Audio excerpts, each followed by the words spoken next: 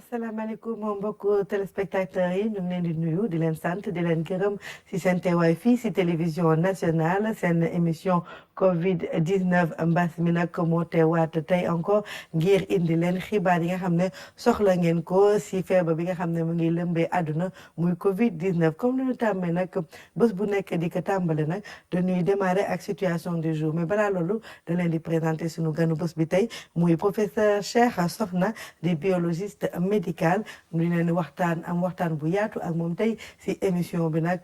waaye balaa loolu nag ñu tàmbalee ak situation du jour dañu dem ba fële ministère de la santé tey nag ñu ànd si ak directeur de cabinet muy docteur Aloyse Waly Diouf ngir mu wax nu feebar boobu Covid 19 fi mu toll si Sénégal. tey alxemes ñaar fukki fan ak juróom benn ministère de la santé et de l'action sociale jot na résultat examen yi nga xam ne moom lay weccoog yéen ci téeméer ak fanweeri test juróom benn positif nañ ci juróom benn yi juróom yi cas importé lañ benn bi nekk contact boo xam ne suñu service yi ñoo ko doon suivre malade yi nga xam ne ñu ngi leen hospitalisé Dakar Touba ak Ziguinchor ñu ngi am tan ci bésu tey bi dalee ko ñaari fan ci weeru mars am nañu Sénégal téeméer ak juróomi cas yoo xam ne détecté nañ leen ñu positif ci téeméer ak juróomi cas yooyu juróom-ñeent wër nañu ba génn juróom-ñeent fukk ak juróom benn ñoo nekk ci hôpitaux yi ñu leen di traité ministère de la santé et de l'action sociale mu ngi dolli di ñaax askan wi pour ñu wéyee tegtal yi nga xam ne ñoom lañ leen di jox bés bu nekk maa ngi leen di sant di leen gërëm wasalaam. ok nag ñoo ko déggandoo ñu dalal sunu gan bi nag kon nag muy professeur Cheikh Sokhna ñu ngi lay dalal bu baax si sunu émission bi. maa ngi lay gërëm madame Deme. waa nu ñoo ko déggandoo noo lan ban jàngat tey nga nu mën a defal si li nga xam ne directeur de cabinet bi wax na ko tey si feebar bi fii si Sénégal. maa ngi lay gërëm madame Deme di gërëm ñi ngay liggéeyal ñëpp et puis di nuyu téléspectateurs yi ñuy seetaan waaw jàngat bi ñu si mën a def mooy fan yi weesu ñetti fan yi weesu amoon nañ juróom-ñeenti cas juróom-ñeenti yu donc yu feebar amaat yeneen juróom-ñeent yaakaar naa amaat yeneen fukk ak benn fukk ak ñett léegi am nañ yaakaar naa ne ren tey juróom-benn la ñu am donc gis nañ ne mi ngi ñu wàññeeku ne ñaari fan yi mais li si ëpp solo mooy cas communautaire yi maanaam yi nga xam ne dañ leen di wàll te xamuñu fu ñu koy wàllee wàññeeku na donc li ma mën a wax daal mooy ñu ñaax nit ñi ñu continuer sensibilisation bi waa ministère de la santé continuer liggéey bi waa askan wi communauté bi continuer aussi di def li ñu war a def mooy fekk daal directive yi xam ne ministère de la santé jox na ñu respecté ko ñun ñëpp suñu kër. ok kon nag damay dolli di leen présenter sunu gan bi professeur Cheikh Sokhna maa ngi leen di wax nag si début émission bi que moom biologiste médical la membre IRD Sénégal mais tamit dafa nekk chef d'équipe fële si Marseille si benn institut bu ñuy wax IHU muy institut hospitalo-universitaire Méditerrano infection moom nag day liggéey foofu ak benn professeur bu ñuy tuddee professeur Didier Raoul ñuy liggéey bu baax si recherche bi tey nag dañuy ñëw nag pour nga waxtaane ak ñun mbirum professeur boobu si li nga xam ne moom mën nañ ko jàngat si xeex Covid 19 boobu professeur Didier Raoult nag gis nañ si réseaux sociaux yi que moom mu ngi def ay publication pour wax ne que chloroquine dafa baax si xeex feebar boobu di Covid 19 lu tax chloroquine. waaw li ñu mën a jàpp daal soxna si mooy chloroquine moom xam nañ ne médicament bu yàgg la am na xam nga garab moom bu amee juróom-ñaar fukki at yàgg na. te jàpp naa ne man bi ma commencé def recherche Sénégal xam naa ne Sénégal am nañ fanweeri at yu expérience yoo xam ne utiliser nañ chloroquine maanaam jox nañ ko nit ñi feebar pour xeex si buru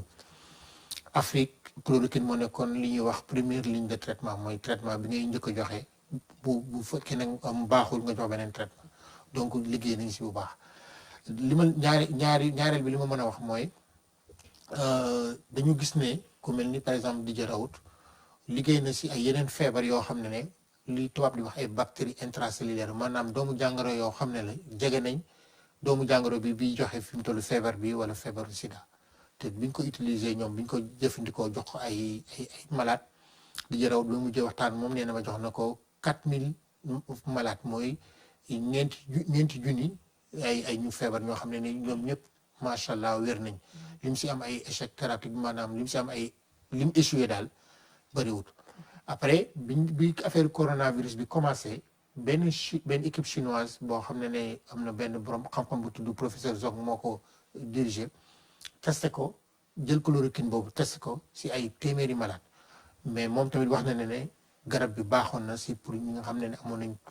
Covid 19 si lañ waxtaanee ak Didier Raoult mu ne moom xam na expérience bi xam na chloroquine da koy jéem a testé pour ay malade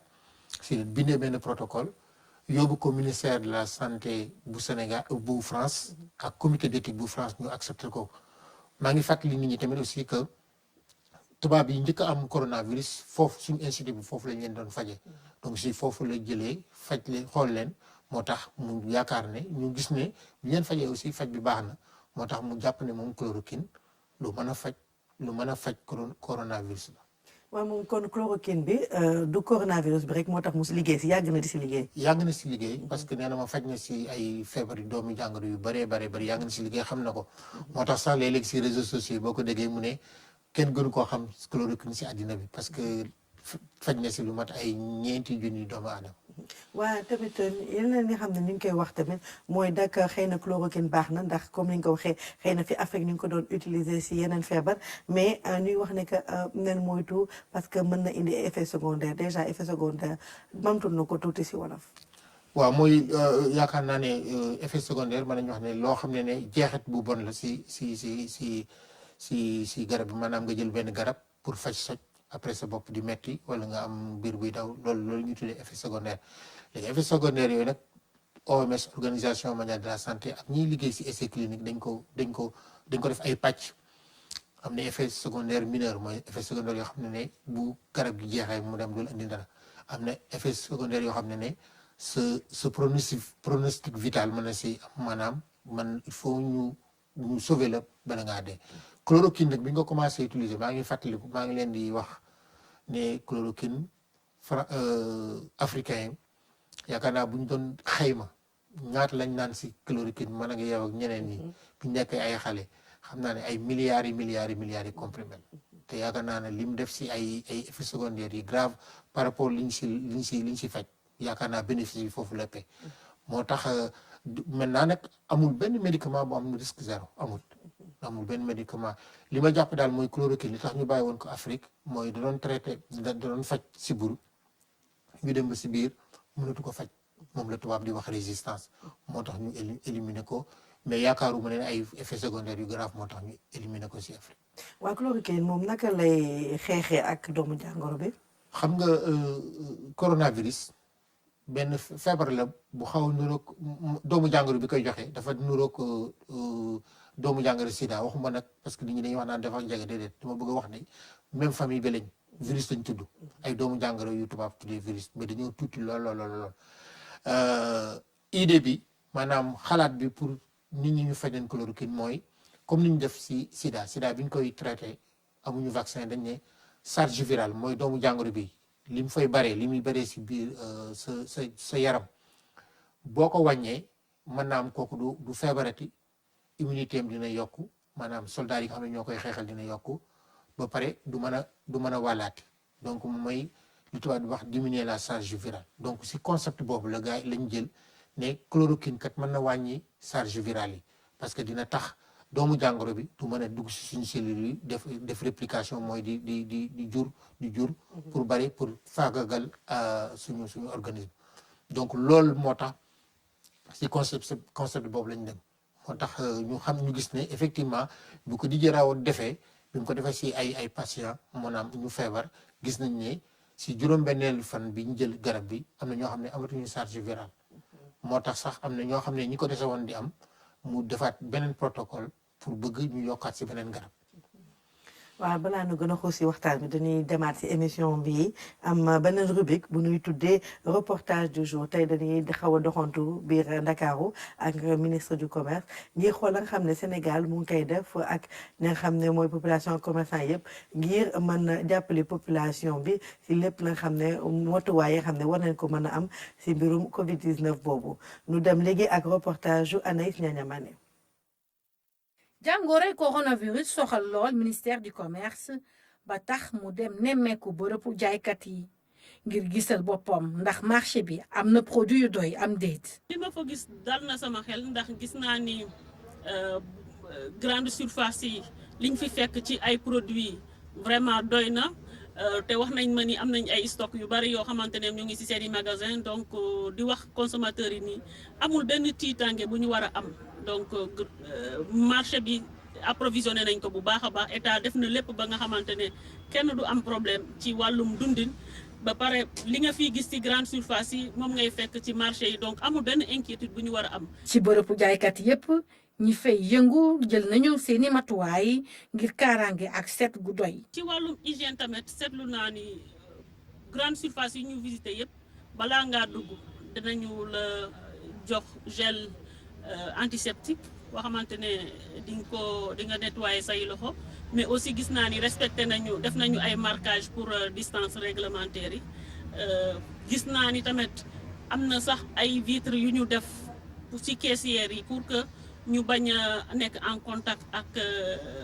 client bi donc mu nekk ay mesures yoo xamante ne ñu ngi koy rafetlu di leen ci encourager. mesures yi ñoo ngi def lu ñu mën jënd gant jënd masque jënd hygiène antiseptique désinfecté lépp ñoo koy def même employé sax pour bañu ñibbi da leen garder ci kaw. ngir gën a doxal mesure bi di tere jaayum mburu ci boutique yi acteurs yi fas yéene ñoo indiwaat ay kiosque. employé dana yokk ndaxte aussi bu ñu installé ay caisse aussi employé da yokkaat donc nañ dal xel yi fii danañu yokk employé am benn problème. ñu ngi liggéey ak acteurs yi pour ñoom ñu fexe ñu am kiosque ba nga xamante ne produit bu ñuy yóbbu ci consommateur dañuy am benn traçabilité bu leer. ba nga xamante ne vraiment lépp loo xamante ne war na ko mën a gaañ du ko ci am di leen di masaw waaye di leen di wax ni xeex bi ñun ñëpp ñoo ko bokk ñun ñëpp ñoo war a mobiliser wu ci xeex bi ba ñu fexe ba jàngoro bi bañ fee law. ci bërëbu jaaykat yépp cet gi fàttewuñu ko muy ay matuwaay yu wóor ngir xeex jàngoroy Covid 19. waa kay ñoo ko gisandoo waa professeur Cheikh Sokhna noo gisee la nga xam ne dispositif ba nga xam ne Sénégal maintenant na ko en place ngir jàppale population bi si xeexum Covid 19 bi. yaakaar naa ne gouvernement bi lu waree fam lay def parce que le fait que ñu def couvre-feu bi ak état d'urgence bi dina wàññi circulation bi te bu wàññi circulation bi dañ leen di tënk si fenn. ba leen tënkee si fenn nag yaakaar naa war nga ma leen jàppale man lañ leen jàppale si parce que li ma doon wax maa ngi sama benn xarit tubaab dama ne ko France ak Sénégal dañu wuute parce que France c'est un pays formel nous le Sénégal pays informel la maanaam dëbbal moo fi am ay góorgóorlu lañ fii yaakaar naa ne bëgguma joxe ay chiffres parce que bëgguma wax lu ma xamut mais xam naa ne informel bi wóor na moom moo ëpp formel bi te informel bi dañuy génn wuti dépense ñëwaat dem def Orange Money jox waa kër gi ñu togg et cetera donc loolu war nañ leen si mën a jàppale pour ça xam naa sax loolu tax gouvernement Sénégal deful confinement général parce que xam naa ne déjà suñu famille yi ni ñu bindoo mooy comme français famille yu mag lañ du famille benn papa yaay ak doom famille papa ak yaay la ak maam ak bàjjen ak tante ak ñëpp ñu ngi si kër gi léeg-léeg nga fekk kër yoo xam ne macha allah nga fekk fukki nit ñaar fukki nit donc loolu tubaab di wax promiscuité lay joxe donc moo tax xam naa ne buñ ko bëggee def ak situation informelle bi dina xaw a metti mais li ma bëgg a wax population rek mooy ñu góorgóorlu si sensibilisation bi ak xeex coronavirus bi parce que bu période bi ñu def bu ñu ko luppee rek boo moytu si confinement général la ñuy dem donc moo tax population bi ñoo ngi rafetlu taxawaayu ministère de la santé taxawaayu gouvernement bi ak gouvernement bépp si niñ mën a dimbalee askan wi. waaw ñu delluwaat tuuti si chloroquine bi xam nañ ne am nañu ay dëkk yoo xam ne commencé nañ di déglu professeur Raoul am na ñoo xam ne xëy na wóolaguñu wala pas wóolu ma ñu ngi xaar résultat yu yeneen dëkk yi mais en ce moment est-ce que xam nga ndax am ngeen pays yu ñaata dëkk ñoo bokk si essai boobu nga xam ne ñu ngi koy def si mbirum chloroquine boobu. am na ñaari façon dëkk am na ñoo xam ne ñoom essayé wuñ ko duñ ko commencé di utiliser am na ñoo xam ne am na pays yoo xam ne duñ ko commencé utiliser par exemple man bi may ñëw nii rek jot naa si sama benn naataango marocain moo envoyé ne moom Maroc commencé nañ di ko testé am na ñoo xam ne nag dañ koy def ay essai clinique léegi essai clinique mooy da ngay def benn protocole de recherche comme ni ko di jarawul defee bi ma mujjee xool xayma yi parce que am na benn site boo xam ne nga siy xool essai clinique yi gis naa ne États-Unis ñoo ngi koy def sur 1500 personnes mooy junni ak juróomi téeméeri nit gis naa ne Corée du Sud mi ngi koy def si ñaari téeméeri nit Chine mi ngi koy def si ñaari téeméeri nit Norvège aussi mi ngi koy def si téeméeri nit ak juróom fukk donc am na juróomi pays yoo xam ne léegi sax yaakaar naa ne juróom-ñaari pays la xam ne ñoo koy def bokkut ak nag ak ñi nga xam ne ñoom commencé nañ di ko testé te France bi nga xam ne fa la Didier Raoult nekk ba démb dañ woon dañ koy traité pour les formes graves mooy xam ne ñoom dañu am ay complications pulmonaires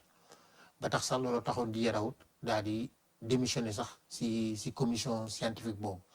mais tey jii si après midi bi gis nañ ne Macron changé na léegi dañ koy utiliser pour forme grave yi ak forme simple yi ba décret présidentiel bi ñu def le premier ministre Philippe Edouard moo ko signé léegi nee nañ structure sanitaire yi mën nañ bu ñu amee ay cas yu positif ñu prescrire patient yi chloroquine ba sax dem nañ ba ne bu fekkee ne patient bi mën na ko jël këram mën nañ ko prescrire mu yóbbule ko mu jël këram te fi mu toll li ma lay wax nii loolu la Didier Raoult doon def Marseille dafa ne Marseille koo xam ne da nga yaakaar nga ne da nga am contact ak koo xamoon ne doomu jàngoro bi te wóolu la nga am ay symptômes ñëwal ñu dépister la boo positifee buñ la dépister nga bàyyi fa sa numéro téléphone ñaari fan ba ñetti fan balaa ñetti fan ñu woo la boo positifee nga ñëw ñu jox la garab nga yóbbu sa kër confiné wu parce que moom noonu daal la gisee mbir def na lu am solo léegi nu wéylaat encore émission bi yoon nu dem si FABES fa association jigéen ñi la fii si RTS ñoom nag ñoo jàppale direction générale bi si personnel bi ngir ñu gën leen aar si Covid 19 bi ñu ànd dem. waa FABES mooy association bi ëmb jigéenu RTS yi yëpp ñoom ñoo ñëw indi seen contribution ndaxte dañoo gis ne ñëpp dañuy xeex. li nga xam ne mooy Covid 19 te Covid 19 nekk benn virus boo xam ne lëmbe na àdduna fi nga xam ne mooy suñu bërëbu liggéeykaay fa la ñuy gën a nekk que si suñu kër yi te suñu directeur général wax dëgg yàlla saa yu ñu amee activité daf ci taxawaayu kilifa ñu xalaat ne que moom aussi dafa dugg ci xeex virus bi loolu moo tax ñun tamit ñu war ko indil suñu participation ci xeex bi ndaxte jigéen yi liggéey fii ay yaay lañu ay sœur lañu ay travailleuses lañu te ñoom aussi ñoom la ñu war a gën a ràññee ci xeexu virus bi ndaxte xeexu virus bi nee nañu kuy xeex virus da ngay promouvoir cet gi maanaam la propreté te jigéen moo war a nekk championne ci propreté ak comité d'hygiène bu RTS dañoo war a teg ay gel fu nekk ci biir kër gi ndaxte virus bi ci contact lay jaar donc ñu indi suñu participation muy gel yi yu 5 litres yi ak ay support yi nag dañ koy tasaare un peu partout ci biir kër gi muy bloc administratif muy entrée bi muy parc automobile bi bloc radio télé ba ci ancienne maison fàttewuñ leen ndaxte foofu tamit ay jigéen a nga fa di fa xëy bés bu nekk support yooyu nag 1 litre lay mun a contenir bu subaa incha allah ñu installé ko ci biir kër gi dañu identifier 15 points ñu installé points yi yëpp ba pare nag di ko sol gel saa yu jeexee ñu solati ko donc ñu indi lu tolloog 140 wala 150 litres gel ñu jàppale ko suñu kilifa bi nga xam ne musul tànqamlu jigéenu RTS yi musul tànqamlu jeune RTS yi aussi mais loolu moo tax ñun ñu def geste boobu. waaw professeur Cheikh Sokhna noo gisee geste jigéen yi foofu. waaw maa ngi leen di féliciter bu baax mais li ma bëggoon wax mooy yéen li ngeen def xamu leen ko sax léegi dama la bëgg a jox benn exemple gis nga jumtukaay yi ñuy wax ni pour xeex Covid 19 maanaam sensibilisation bi distanciation sociale maanaam nga bàyyi 1 mètre nit ki ak transport yi ñuy wàññeek tout ça lavage des mains tout ça xam nga ne benn jumtukaay mooy lavage des mains régulier moom la ñu prouvé pour le moment scientifiquement que ne moom mën naa xeex Covid 19 donc bu ma gisee ngeen joxe yi dafa mel ni yéen ay scientifique ngeen parce que li ma lay wax nii ñaari étude dañ ko wane dafa benn am étude boo xam ne Pakistan la moon en 2002 dañoo jël quartier yi ñu jël ba ay quartier jox leen savon ordinaire mooy saabu ordinaire bi yeneen quartier bi jox ñu leen dara ñu leen di xool pendant 50 semaines bi leen xoolee di seet di leen saytu di xool seen jàngoro tout ça gis nañ bi ñu paree fi nga xam ne dañ fa doon joxe saabu ordinaire di wax xale yi ñuy raxasu ñuy sang xale yi maladie diarrhée yi maanaam feebar yi ànd ak biir bi daw dañoo wàññeeku de genn wàll 50%. macha allah maladie respiratoire yi mooy affaire saqat ak ay soj ak yooyu dañoo wàññeeku de 30% par rapport ak témoin bi man gëstu boobu def naa ko Sénégal te résultat yi mi ngi commencé génn dem naa ko si benn village bu tudd ñaari village yu tudd Djelmo ak Diop au passage maa ngi leen di nuyu région de Fatick lañ nekk wetu Karang ñu jàmbaale leen foofu laay liggéey bu baax a baax mais bu ñu ko defee foofu gis nañ ne famille yi nga xam ne dañ leen joxoon saabu bi xale yi dañoo comme li ñu gis Pakistan lañ fa gis mooy maladie diarrhée yi ak maladie respiratoire mooy yi am saqat yooyu dañoo wàññeeku bu baax. macha allah te loolu mën naa nekk preuve pour ñu continuer di raxasu man de moo tax fu ma dem bala maa génne ma ne la ba yéen ngi raxasu ba gel hydroalcoolique bi baax na mais day fekk amuloo point d'eau mooy amuloo ndox mais boo amee ndox moom gën saabu ordinaire yooyu yàgg yooyu raxasu ba set doo am macha allah kontaan nañ trop ci contribution bi xam naa directeur général Racine Talla ak sunu présidente bi Aïssatou Françoise Seck dégg nañ message boobu mais sànq tamit dama la dégg naa da ngeen en France ñu ngi seet ñu ñuy prescrire chloroquine bi pour nit ñi dem seen kër di ko naani ba pare mu am contrôle suivi léegi man dama bëggoon xam tamit ndax nit ñi lu ñu commencé di def seen xel di dem si pharmacie di jënd chloroquine yi di stocké loo si xalaat. waaw loolu moom d'accord ma si parce que médicament la boo xam ne bien que xam nañ ne chloroquine ñëpp xam nañ ko da naan dem sa kër yaay mu denc ko boo xëyee suba teel sangu ba pare di dem école mu jox la nga naan ko xam nañ ko bu baax a baax mais dañ ko war a encadrer man yaakaaruma ne nit ñi war nañuy dem si pharmacie di ko jënd di denc ak tout ça parce que premièrement dañ ko war a encadrer et ministère de la santé bi ko commencé def Sénégal lu leer la wax daf koy jox ñi nga xam ne am nañ ko mooy ñi nekk Fann ñi nekk Diamniadio ñi nekk Touba ñu leen di def encadrement médical donc ay cliniciens ay infectiologues ñoo koy joxe. maintenant am nag yëf yi moom day dox mën nañu dem bi si biir ay gëstu parce que man mii di wax ak yow bokk naa si benn groupe de recherche boo xam ne ñoo ngi waxtaan pour proposer ministère de la santé ak comité d'éthique ay protocole yoo xam ne dañ mën a seet ndax est-ce que duñ ko mën a jël prévention parce que dañ ko daan jël prévention contre le paludisme mais loolu gëstu la dafa laaj ñu xool ndax am nañ ay résultats buñ ko amee nag boobaa nañ ko mën a def parce que boo gisee ma wax la loolu waruñu rek def copier coller maanaam la États-Unis am France am ñu ñëw rek def ko ñun am nañu ay spécificité mooy am na loo xam ne wutale nañu ak pays européens wala pays américains yi lu tax parce que ba jox la ñaari exemple rek maanaam ñoom jumtukaay yi ñu am amuñu ko parce que ay pays développés lañ maanaam am ay salle de soins intensifs am ay respirateurs am ay salle de réanimation am yooyu amuñu ko donc ñun feebar bi bu ñëwee ba foofu dinañ faagagal bu baax a baax moo tax nag ñu war a xool suñu contexte bi ne ñun est-ce que mënuñoo xool benn moment def ay études testé ko seet ba xam dañu def mën a prévention je pense que ne loolu war nañ ko mën a am mais daal li ñuy ñaax askan wi mooy te je pense que ne waa ministère de la santé nañ ko wax bu baax mooy chloroquine bi moom tant que le prescrire lañ ko bu ko utiliser. dëgg la professeur nag waxtaan bi neex na lool waaye émission bi nag mu ngi ñu ngi am yeneen rubrique si sunu émission mais balaa ñuy tàggatoo dama dégg na si benn élément sànq que professeur Didier Raoult moom Sénégal la juddoo.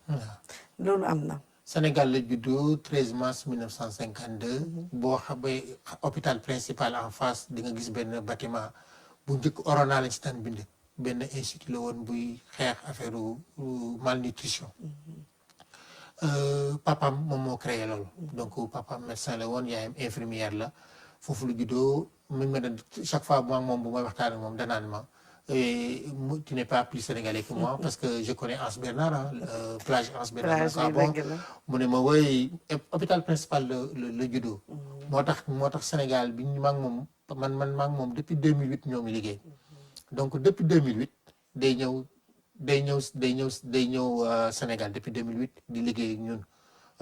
ba pare am na ay appareils yu bëri am na ay laboratoires yoo xam ne dañuy dimbale médecins yi infirmiers pour xool ay feebar yoo xam ne rapidement doo ko mën a gis ni il faut nga gis ko si ay laboratoire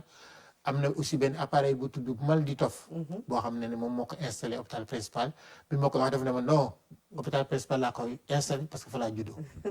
donc dafay mel ni da leen dolli yokk njukkal si loolu donc ku xam Sénégal la man am naa moom ay photo man xam na sama waa kër xam na samay mbokk ak macha allah waaw donc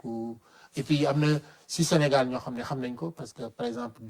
professeur Omar Gueye nekkoon na si conseil scientifique IHU bi actuellement professeur Souleymane Boub moom moo nekk si conseil scientifique IHU bi donc man lu ma si xamul bu ngeen ko laajee ñooñu mën nañ la ko wax. kon nag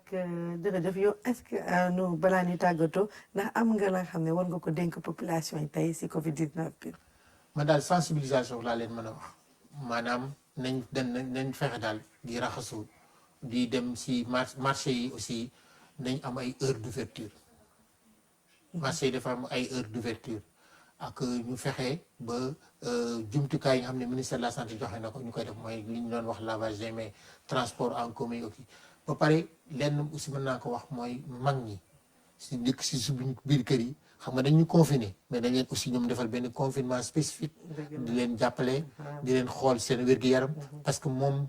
jàngoro bi daf leen mën a gaaw faagagal donc dañ jàpp bu baax si suñu yaay yeeg suñu papa yeeg suñu maam yi nga xam ne ak suñu yaay yi nekk si kër yi jàppale leen bu baax te jàpp ne buñ góorgóorloo bañ a baisser les bras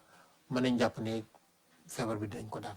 merci beaucoup professeur Cheikh Sokhna vraiment wax kàddu yi rafet na te yaakaar naa ne sénégalais yi dégg nañ bu baax tey li leen wax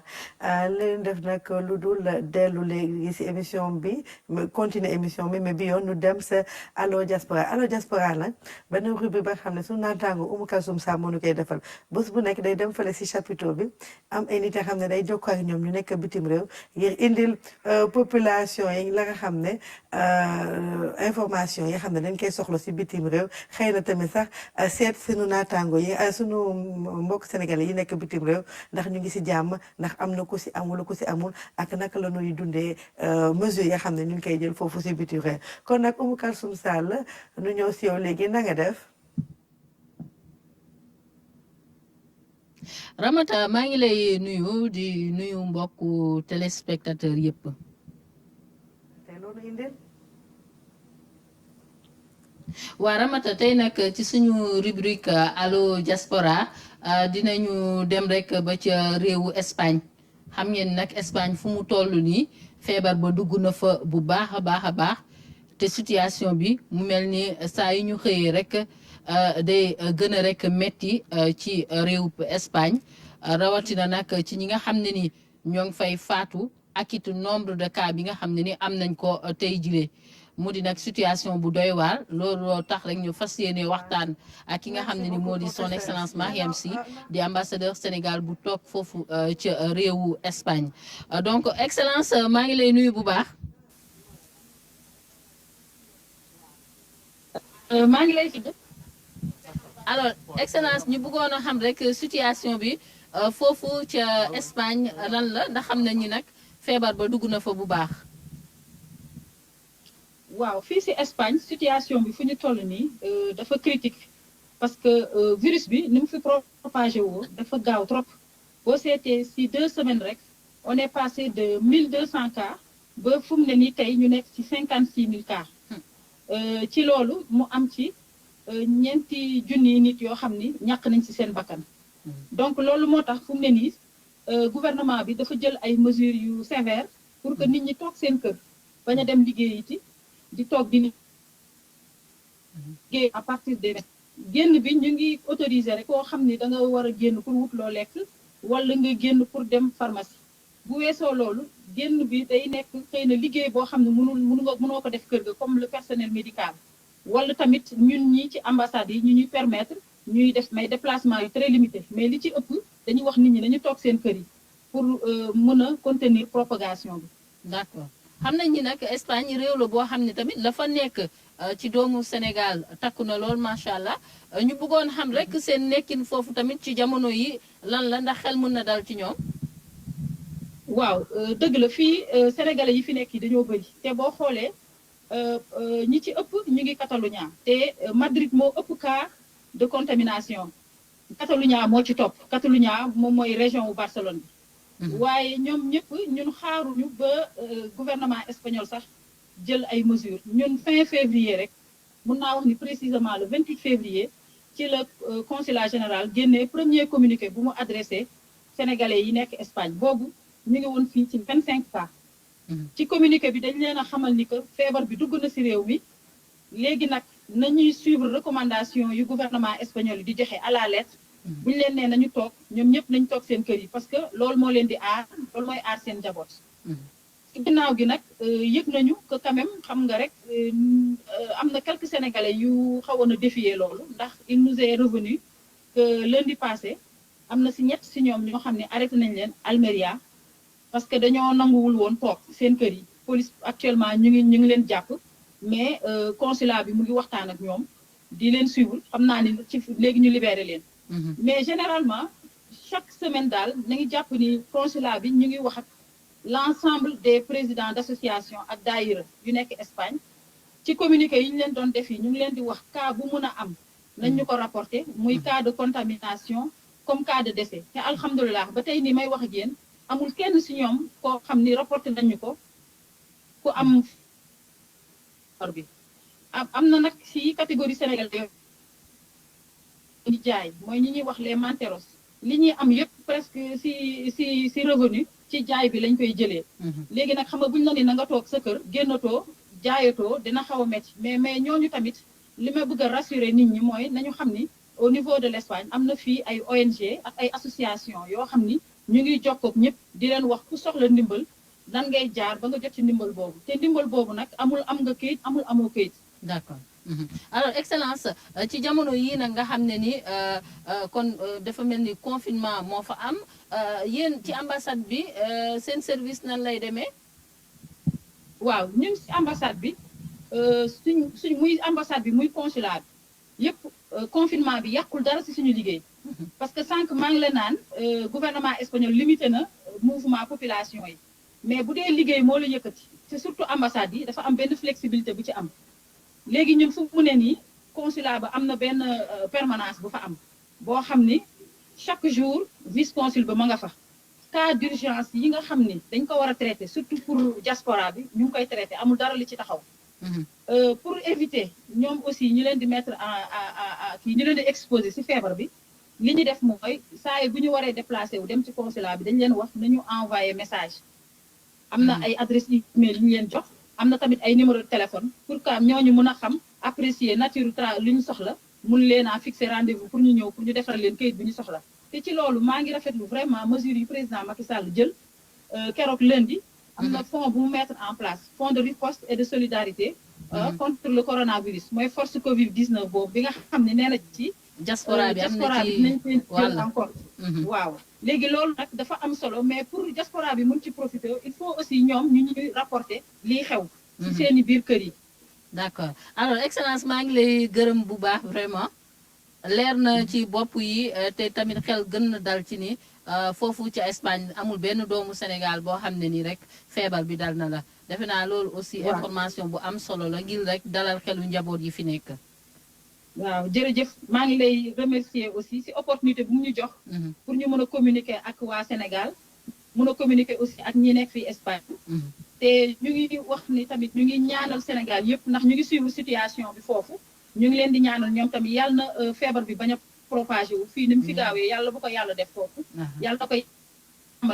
yemale ci cas yi ñuy amagum te di ñaan nit ñi ñu gën a jël mesures yi ñu leen wax yi nañ ko gën a respecté ñu jën ko jël au sérieux parce que feebar bi feebar bu doy waar la bu gaaw a wàllaate la luñ ci wax rek am na luñ ci nëbb loo xam ne waxuñu ko ñun ñii di ko dund fii xam nañu ko ndax ça fait maintenant plus de 15 jours teguñu tànk suñu buntu kër yi loolu rek war na mën a te taxul feebar baa ngi law loolu rek bu war na tax ñi nekk Sénégal tamit ñu mën a gën góorgóorlu daal gën a respecté les mesures waaw gën a fagaru jërëjëf madame Sall. donc Ramata gis ngeen ko noonu ñu doon waxtaan rek ak ki nga xam ne ni moo di ambassadeur Sénégal foofu ci Espagne gis nga dalal na xel yi c'est vrai que tey ji situation bi foofu ci Espagne metti na loolu waaye ñu jàpp ni rek amul benn doomu Sénégal boo xam ne ni yaa nga fa feebar bi laal la kon nag ñu dalalee ko xelu rek njaboot yi nga xam ne ni ñoo ngi fii ci Sénégal kon nag Ramata lii lañ leen andiloon tey ji ci seen rubrique Allo Diaspora di leen jox rendez-vous rek ëllëg incha allah. merci beaucoup Oumou Kalsoum Sall mi nga xam ne chaque jour mu dem cette situation Covid-19 bi si bitim réew si àdduna bi ngir indi information yi sénégalais yi ak ñi nga xam ne ñu ngi bitim réew lépp ngir lépp leer si bopp nit ñi ndax Covid-19 bi vraiment ub na bopp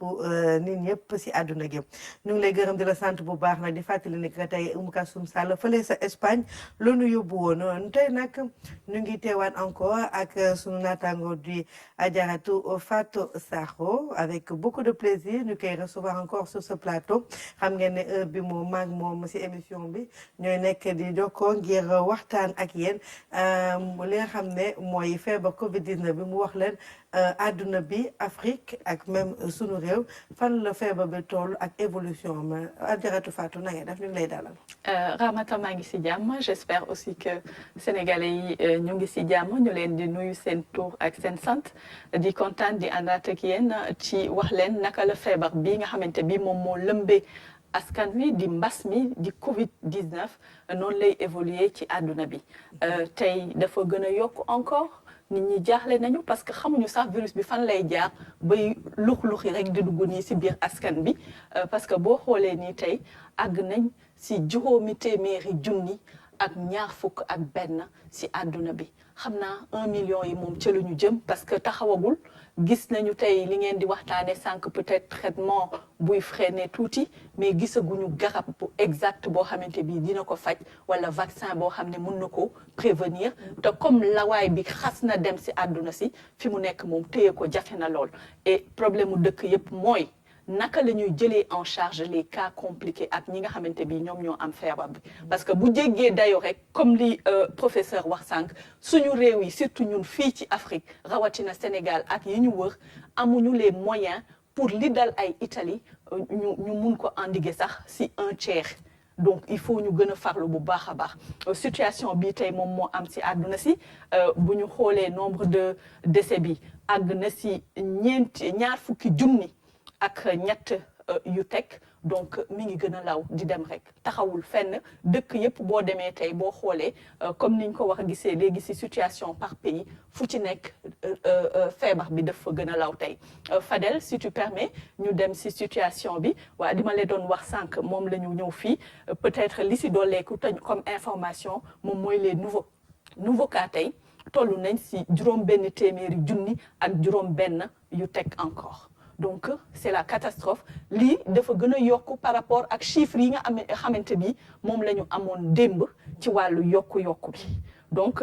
mi ngi noonu doy na wax chaque jour mu mel ni dafay gën a am xadar gën a mun a xuus si biir askan bi. waaw lu dellu kon si dëkk yi nga xam ne ñoo jafe-jafe bi aujourd'hui même bu dee nit ñi am nañ ay traitements yu taxaw mooy naka lañ koy freiner ba lawante bi du àgg si dayo bii mu yem tey te loolu c'est le grand problème. Chine nag moom gis nañ ne góorgóorlu na si bu baax parce que moom ba tey nii tey amul benn évolution tamit li ñu gis rek moom mooy quelques décès yoo xamante bi enregistré nañ ko bu ñu xoolee may wax ne amul bu mu enregistré tey am nañ 121 nouveaux cas Chine. loolu alerte la parce que dafa mel ni mi ngi ñuxiwaat di bëgg a jóg mais décès yi moom ci juróom benn la yem. bu ñu jàllee ci Italie moom Italie dafa mel ni yëf yi kenn mënu ko fa téye nouveau cas yi toll na ci 6153 par rapport ak démb am na évolution bu baax a baax surtout si nombre de décès yi parce que ñu ngi si juróom-ñaari téeméer ak fukk ak ñaar ci ay décès donc ci bésu tey ci dans les 24 heures rek loolu la ñu enregistré sinon de façon générale ay décès wam passé na fuuf Chine léegi moom dootuñu ko compter sax si décès yi bu ñuy focus dañuy def comme ay États-Unis moom tamit tey dafa doubler li mu am démb mi ngi woon ci 6000 et quelques cas maanaam juróom benn junni yu teg ci ay cas yu yokku tey loolu daf ko doubler am na fukki junni cas ak ñett yu yokku tey ñu amaat feebar bi décès yi kazalika noonu la évoluer ci États-Unis moom xam naa boo moytuwul comme li may wax démb moom mooy ñëw nekk épicentre feebar bi pour le moment mi ngi Europe ba tey léegi nii la ma fadal di jox information que ne ñoom yëg nañ sax ci 80 000 cas ni entre temps information yi ñu mujjee jot noonu Espagne le gros problème dégg nga ko sànq ak Oumou Kalsoum ñoom c'est ce problème là commandé nañ lu toll ci xaalis ci ay 950 millions d'euros pour matériel pour mun a aar personnel médical bi ak yeneen yi nga xamante bi comme ay tests rapides parce que feebar bi dafa mel ni il faut aussi nga am doole xaalis pour mun ko freiner un temps soit peu te yor xaalis sax taxul nga mun ko téye parce que gis nañu kaawu États-Unis ak Chine donc essentiellement ñoom ñooy ñi ñu waroon a mun a kii signaler seen situation France il faut ñu koy surveiller tout le temps puisque ñun histoire bi daf ñu lié bu baax a baax mais li ñu jaaxal France mooy deete yi ba tey wàccatul ñaari téeméer dafay gën a yéeg tey ñu ngi ci ñetti téeméer yu teg ci ci ay décès voilà kon situation bi c'est très très grave il faut que nit ñi farlu bu baax a baax lii la ñu mënoon wax peut-être de façon générale voilà ci monde bi wax nu un peu lan na tëralee ci Afrique mi ngi nii cas confirmé moom tamit àgg nañ ci ñetti junni ak ñaari téeméer yu teg alors que démb ñu ngi woon ci ñaari junni ça veut dire que lu teg junni yokku na tey xam nga loolu bëri na ci loo xamante bi juróom fukki pays la ak ñeent léegi si juróom fukki pays yeeg ñeent 47 yi am nañu feebar bi ça veut dire que li des ñu daj bëreetul carte beneen globe bi boo ko gisee fépp xonq la fépp xonq cur kon ñu dem xëy na si dëkk yi pour xam lu tax Afrique yokk noonu Afrique du Sud nag moo gën a tax chiffres yi di gën a yéeg parce que démb Afrique du Sud buñ ko xoolee mi ngi woon ci ay juróom-ñaari téeméer tey yokku na ba ci 900 mi ngi nii nga ko gis juróom-ñeenti téeméer yi ak lu teg Égypte aussi mi ngi évoluer rek situation am changé wul ay décès am sax dafa yokku tey am na plus 2 décès Algérie moom tamit moom mooy pays yi nga xamante bi ñoom ñooy gën a tax feebar bi di évoluer mais Burkina tam tey évoluer na bu baax Tunisie tamit mi ngi nii ba tey mi ngi ci 200 cas mais essentiellement Burkina kaawam moom tam mi ngi évoluer sincèrement parce que Afrique du Sud moom ni muy yéegee noonu moom amul décès moom amul décès alhamdulilah maa ngi laaj kenn nag ku ñoo xamante bi dañu am xereñ ci système ma ne est-ce que Afrique du Sud amul lu ñuy nëbb mu ne ma déedéet parce que ci zone boobu Afrique du Sud ak Kenya ñoom quand même dañu am ay système yu dëgër yu xaw a baax donc loolu ça peut bien s'expliquer par ñoom ni ñu tëralee seen système de santé waaw nu xool un peu progression carte bi nu xool évolution si dëkk yi waaw ci dëkk bi mun nañ def un petit focus tey ci Ghana parce que bu ñu xoolee Afrique de l'Ouest maanaam ñun suñu Afrique sawu jant bi moom moo ci gën a fësle tey lu mu évoluer ci ay cas alors que dafa jàll démb mi ngi jóge ci 68 cas tey mu jàll ci 132 évolution wu 64 cas dans les 24 heures bëri na ci suñu réew yi même bu dee Afrique du Sud de l'autre côté moom xam nañ situation bi dafa dem ba pare mais bu ñu surveiller wul Ghana moom tamit mun na am situation mi ngi commencé di alerter di woote wallu mi ngi bind na FMI pour ñu yombalal ko ay crédit yoo xamante bi dina tax mu mun a fàggandiku daal di gàttanu feebar bi parce que dugg na ba pare et ça évolue et bu amul ñu ko wallu ci ay moyens yu gaaw dañuy ragal propagation bi dina gaaw parce que te moom mi ngi lëkkaloo ak ñaari réew yoo xamante bi bu si nekk dafa am askan wu bari bu si mel ni Côte d'Ivoire donc tu imagines un peu la situation en Afrique de l'Ouest bu ñu bàyyee Ghana photo lu dem moom tamit du baax. waa nu dem xanaa si sunu dëkkandoo yi wala. waaw les pays voisins ñoom seen situation évolué wul bu baax comme Burkina moom moo nekk ba tey pays bi nga xam ne progression bi mi ngi fay xaw a dem tuuti te amaguñu lu leer torop bi mi ngi ñu joxaat en Afrique les pays les plus touchés gisoon nañ ko sànq donc bu ñu xoolee pays voisins yi muy Mauritanie di anamu dina ñëw bu dee voilà c'est ça donc mi ngi nii bu ñu xoolee les pays voisins bu ñu xoolee amul situation particulière pour les pays voisins tey amul décès bu si yokku sauf pour Burkina avancé bi ñu am rek moom mooy cas yi nga xamante bi dafa yokku sauf que Mali yokku na yeneen ñaari cas tey ça veut dire que démb ñaar la woon tey ñeent bu dee chaque jour day doublé moom xam naa du baax ci ñun waaw ñu proposé léegi sax benn évolution ba nga xam ne dañ ko jot a gis ci information yi si comme ni ñuy def recherche chaque jour pour émission bi ñu xool gis nga naka la feebar bi lawee depuis le 1er mars ba le 22 mars foog naa si àdduna bi gis nga ni dëkk yi kii France di jógee na si suuf di yéeg gis nga Allemagne di yéeg Italie moom mu ngi dem ba nar romb xa foog naa Corée du Sud kon nag mu bàyyi la nu commenté kii bi évolution bi. waaw bii xam naa dañ ko Fadel daf ko jël en direct nii ça montre rek évolution situation bi depuis mu door ba léegi tey comme niñ ko waxee sànq situation monde bi mi ngi si juróomi téeméeri junni cas ak ñaar fukk yu teg kon feebar bi taxawul te waajul taxaw ñi jot a feebar xëj na ak traitement yu bees yi ñu gis du ñàkk ñu mun a xaw a freiner tuuti daal di wàññi ñi nga xam ne ñoom ñoo nekk ci hôpitaux yi mais ñu fàttali ne cas compliqué yi moom moo gën a poser problème te dañuy bari waaye boo xamante bi amul benn dëkk tey rek bu ko mun a dékku moom moo tax Italie keroog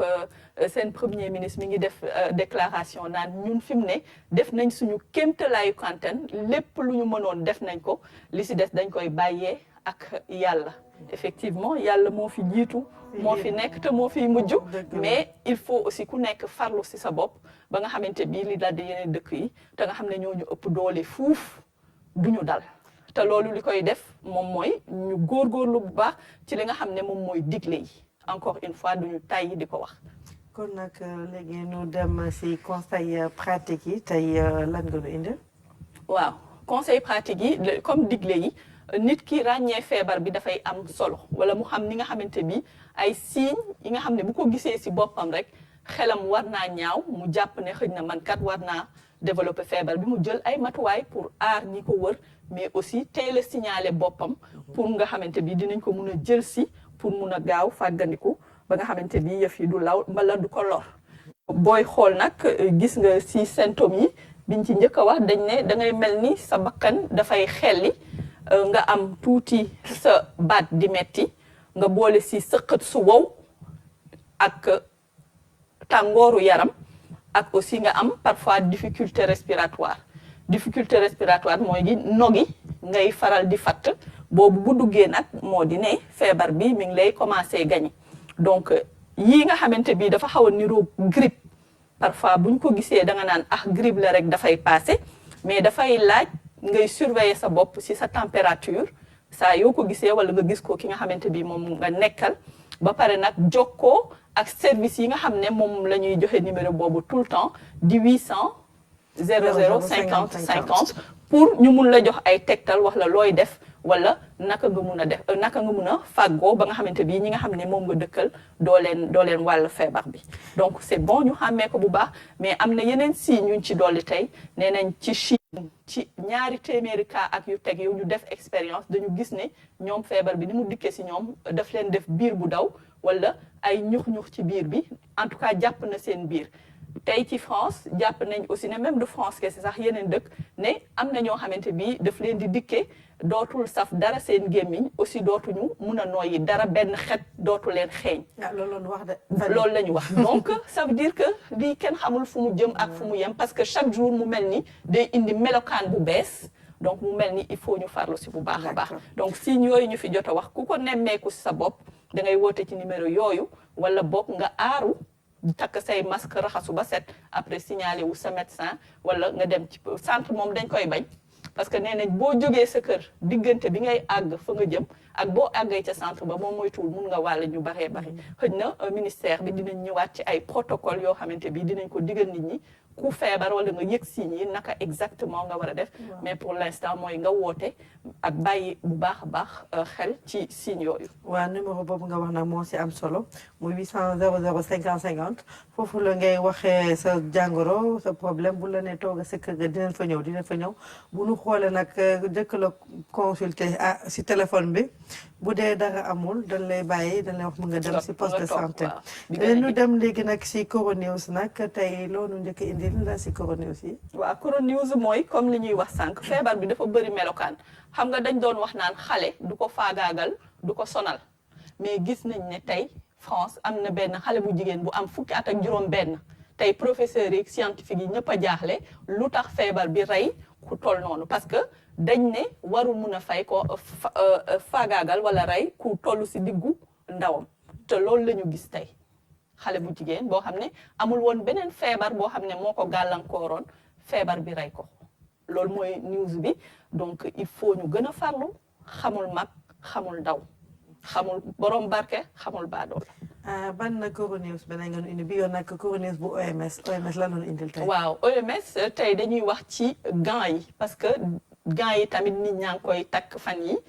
ci réew mi ñu koy takk bu baax gants baax na mais bu dee milieu hospitalier mun na la protéger parce que da ngay pare ñoom xam nañ ni ñu koy summee ba pare da ngay pare rek dem nii di raxasu jël lii daa dee diwwaat précaution du doy mais ni ñu gisee nit ñi di takk gants yi fan yi bari na est-ce que dina leen protéger OMS ne virus bi mun na nekk ci gants yi et risque bi ci am moom mooy ne mun nga contaminer sa bopp parce que boo takkee gants dootoo def attention mun nga laal sa kanam wala nga laal fenn ci sa yaram foo xamante bi dañ ne boo ko laalee kii bi daf lay gaañ parce que virus bi aussi day takk ci gants yi c'est pas que sa loxo directement virus bi laalu ko que munoo wàll sa bopp donc ñu digle ne raxas loxo yi régulièrement moom moo gën fuuf takk ay gants. D'accord waaw c'est vrai que boo fexelee di sol gants moom doo tàmm de raxasuwaat da ngay sol gants yi ba ngoon sax faf nag heure wàcc nga dur ko dinde kon nag ñu bàyyi si xel bu baax a baax fàttaxoot nag tey digle yi nga indi am na solo trop ñu ngi la si gërëm di la sant bu baax nag di fàttaliwaat nit ñi nag que couvre-feu bi nag tàmbala na nag ñu ngi leen di fàttali 20h ba 6h du matin kenn du génn ngeen toog si kër yi te jël seen matuwaay gi yëpp ngir dara mën leen si bett di continuer encore di respecter li ñu leen di wax mooy raxasu loxo yi ba mu set wecc di utiliser ay gants hydroalcoolique te tamit di respecter distance yi distance bi am na si solo lool il faut ñu koy fàttali nit ñi bàyyi leen di dànkaloo di nekk tout le temps di wax ni dee leen bàyyi distance seen diggante dina si am solo ñu ngi leen di gërëm nag di leen sant bu baax a baax seen émission nag Covid 19 mbas mi ñu ngi leen di jox daje suba incha allah si beneen numéro bu 21h30 jotee incha allah bu dee nag amuñu encore yeneen programme ñu leen di gërëm nag di leen souhaiter un très bon programme di gërëm tamit nag équipe bi ñu dimbali yëpp ndax du maa nag partaxu de am na ñu bëri ñu nekk suñu ginnaaw ña xam ne gisoo leen waaye ñu ngi jàpp bu baax si émission bi ñu ngi leen di gërëm di leen sant bu baax a baax Fatmata Savané ils sont très nombreux